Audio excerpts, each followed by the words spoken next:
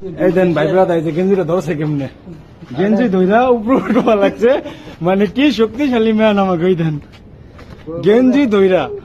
লিফটের কথা কইলে কব তো তোরা ডিউটির আগে যাবি 17 বাজে আধা ঘন্টা ভাই গেঞ্জি ছিঁড়ে যাইবো তো আমার, ডিউটি শেষ গেঞ্জি ছিঁড়ে যাইবো। তোরা দাদা তো দৌড়ে আগে এসে পড়ছে। ভাই রে ভাই, কি রইতে চেহারা দেখা যায়নি। আফজাল কি অবস্থা? অবস্থা ভালো না, দেখি শেষ। জিন্দেগি বরবাদ। মানে আবার কাম করে লাগবো। দাদা তোমার কি অবস্থা? দাদা শেষ, হ্যাঁ দাদার আরো এই যে আমার দাদা।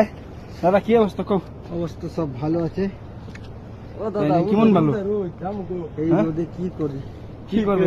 তুমি কি অরান হয়েছো উপরে এসে? হ্যাঁ যাই হোক গেছে, আমরা 5 তলার উপরে আইছি নিচে থেকে। লাঞ্চ টাইমে গেছিলাম খাওয়ার জন্য, তো খাওয়া দাওয়া করে আসলাম। এই 5 তলার উপরে আসবা যাইয়া যা খাইছিলাম তা সব শেষ। কি দাদা তা শেষ? দাদা এই মালদ্বীপে এসে কোনো সুখ শান্তি পেলাম? কোনো সুখ শান্তি নেই, হ্যাঁ, আমাকে জীবনটাই বরবাদ হয়ে গেল না? বরবাদ। জীবন তো বরবাদ হইলোই, পরের মেয়া গো জীবনটা বরবাদ হয়ে গেল। দাদা তুমি এই বিষয়টা কিছু নিয়ে কও, যে মানুষের মেয়া গো যে জীবনটা নষ্ট হয়ে গেল আমাকে নিয়ে। হ্যাঁ, তুমি কিছু কেন বলবো না? আরে দাদা কিছু একটা বলো দাদা, দাদা আরে কিছু একটা বলো। চাইনা থেকে বাড়াই না পয়সা। আরে দাদা কিছু একটা বলো দাদা। দাদা ওই জাহাঙ্গীর জাহাঙ্গীর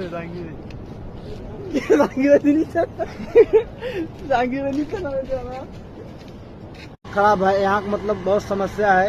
ये हम लोग 10 मंजिला ऊपर काम कर रहा है।